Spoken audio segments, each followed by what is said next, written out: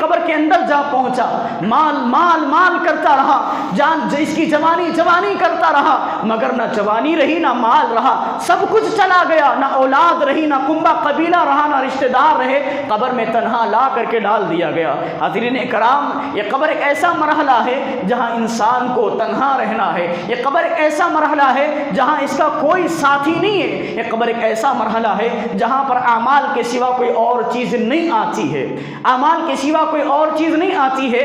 ایک حدیث بتا کر کے میں آگے بڑھتا ہوں کہ ایک بڑی عجیب حدیث ہے کہ اللہ رب العالمین کا ایک قاعدہ اور اصول ہے کہ اللہ تعالیٰ نے ارشاد فرمایا اِنَّكَ لَا تُسْمِعُ الْمَوْتَى، اے نبی آپ مردوں کو نہیں سنا سکتے۔ یہ اللہ تعالیٰ کا قاعدہ ہے کہ مردے نہیں سن سکتے، جتنے جا کر کے قبروں پر، مزاروں پر، قبور پر اپنے سر پیٹ رہے ہیں، وہ بے جا حرکتیں کر رہے ہیں، مشرکانہ حرکتیں کر رہے ہیں، وہ قبر والے ان کی کیفیت سے نا واقف اور وہ قبر والوں کی کیفیت سے نا واقف ہے۔ مگر دو جگہ اللہ تعالیٰ مردے کو سنا دیتا ہے، دو جگہ اللہ تعالیٰ نے مردے کو سنا دیا۔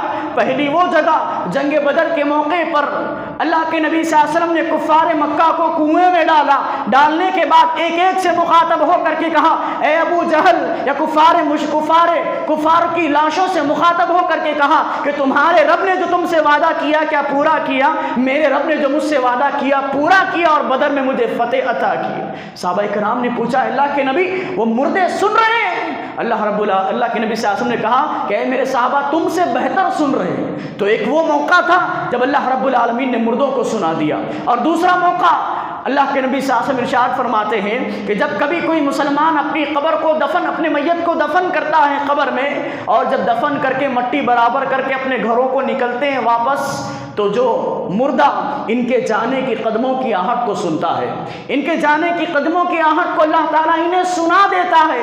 یہ آہٹ کیوں سنائی جا رہی ہے؟ یہ قبر کے اندر سے یہ باہر والوں کی آہٹ کیوں سنائی جا رہی ہے جو اسے سپرد خاک کر کے جا رہے ہیں؟ غور تو کرو مسلمانوں، اللہ چاہتا تو گھر میں عورتوں کا رونا سنا دیتا، اپنی اولاد کا رونا سنا دیتا، مگر اللہ تعالیٰ نے ان کے جانے کی آہٹ کو سنایا۔ یہ اس بات پر دلالت کرتی ہے کہ انسان کو اللہ تعالیٰ نے قبر میں ڈالتے ہی ایک پھٹکار دی کہ دیکھ جس کے لیے آخرت کو خراب کیا وہ جا رہے ہیں، جن اولاد کے پیچھے تو نے حلال اور حرام کی تمیز نہیں کی تجھے سپرد خاک کر کے جا رہے ہیں، جن خاندان والوں کے لیے تو نے حق کو نہیں اپنایا، تو نے حق کو جانتے ہوئے اس کی پیروی نہیں کی، وہ خاندان والے تجھے چھوڑ کر کے جا رہے ہیں۔ کچھ بھی ساتھ آنے والا نہیں میت کے، صرف وہ کفن کا کپڑا لے جاتا ہے اور اپنے اچھے اور برے اعمال لے جاتا ہے۔ تو قبر انسان کا یہ چوتھا سفر ہے جو اس کے اندر جاتا ہے۔ اس کے بعد قبر سے نکل کر کے مدت معلوم نہیں ہے، پیارے نبی صلی اللہ علیہ وسلم نے اپنی حیات طیبہ میں بیان فرمایا تھا انا وساعتک ہاتین، میں اور قیامت اس طرح پیدا کیے گئے ہیں جیسے میرے بعد دوسری کوئی چیز نہیں، قیامت آنے والی ہے، مگر ابھی تک وہ زمین کے اندر پڑے ہوئے قیامت کے منتظر ہے، وہ زمین کے اندر پڑے ہوئے لوگ قیامت کے منتظر ہیں کہ کب قیامت آئے گی، اپنی قیام گاہوں سے نکلیں گے، ہم اس عذاب سے چھٹکارا پائیں گے۔ مگر جب قیامت کا دن آئے گا، جب قیامت کا دن آئے گا وَنُفِخَ فِي الصُّورِ فَصَعِقَ مَن فِي السَّمَاوَاتِ وَالْأَرْضِ، جب اللہ کے حکم سے فرشتے وہ سور اسرافیل، جب اسرافیل علیہ السلام اپنی سور میں پھونک ماریں گے، ساری کی ساری دنیا اپنی اپنی جگہوں سے نکل کر میدان حشر کی طرف جائے گی۔ قبر سے لوگ اٹھیں گے، کوئی الگ الگ حالت، سب اپنی اپنی الگ الگ حالتوں میں اٹھے گا۔ سود خور کو اللہ رب العالمین ایسے اٹھائے گا يَتَخَبَّطُهُ الشَّيْطَانُ مِنَ الْمَسِّ، جیسے کسی پاگل نے، مجنون نے چھو کر کے اسے دیوانہ کر دیا گیا ہو۔ کیوں؟ کیونکہ دنیا میں جب تک تھا دھن کی دھن میں باولا ہو رہا تھا، اللہ رب العالمین نے قبر سے جب اٹھایا تو دیوانہ کر کے اٹھایا۔ پیسوں کے پیچھے پاگل تھا، پیسوں کے پیچھے نمازوں کو چھوڑا، کاروبار کے پیچھے جمعہ کا وقت چھوڑا۔ مسلمانوں کو شرم آنی چاہیے۔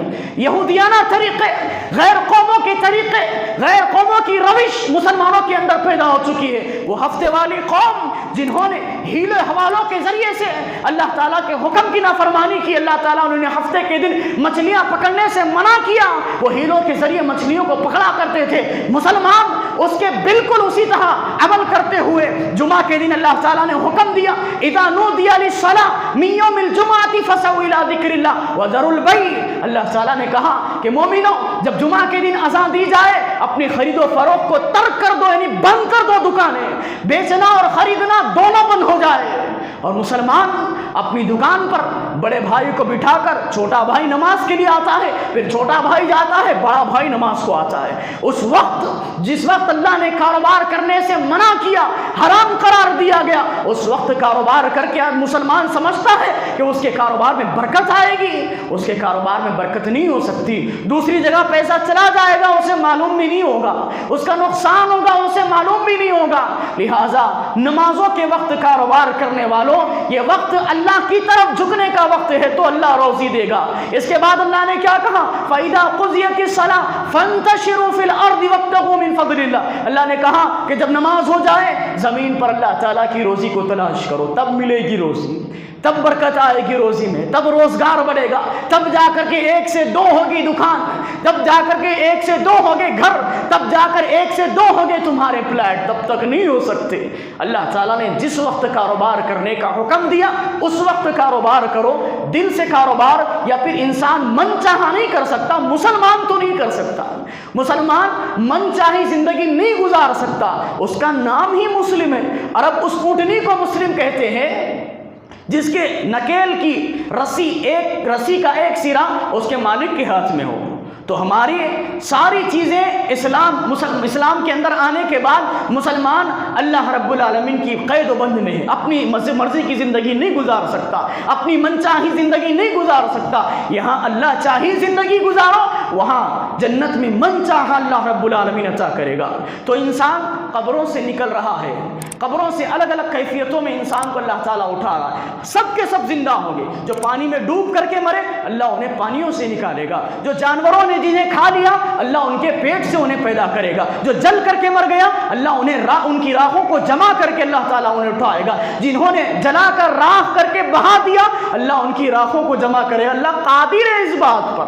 अरे जिसने पहले बार पैदा किया, असर नौ जिसने पैदा किया, उसे बाद में पैदा करने पर तुम कादिर नहीं समझते हो? तो फिर डरो अल्लाह रब्बुल आलमीन से। ये अकीदा मुसलमानों का है कि हमने जो अमाल किए किरामन कातिबीन लिख रहे हैं, तो फिर डरते क्यों नहीं अल्लाह रब्बुल आलमीन से? तुम्हारा ये अकीदा है किरामन कातिबीन यअलमून मा तफ़अलून। अल्लाह ने 2 फरिश्ते मुकर्रर किए, हमारी हर चीज़ को लिख रहे हैं। क्या क्या लिख रहे हैं? मा यल्फिज़ु मिन क़ौलिन इल्ला लदैहि रक़ीबुन अतीद। ज़बान से लफ्ज़ नहीं निकालते हो, वो भी लिख रहे हैं। ज़बान से एक लफ्ज़ भी नहीं निकाल रहे हो, वो तक लिख रहे हैं। जब इस बात का अकीदा रखते हो तो डरते क्यों नहीं अल्लाह रब्बुल आलमीन?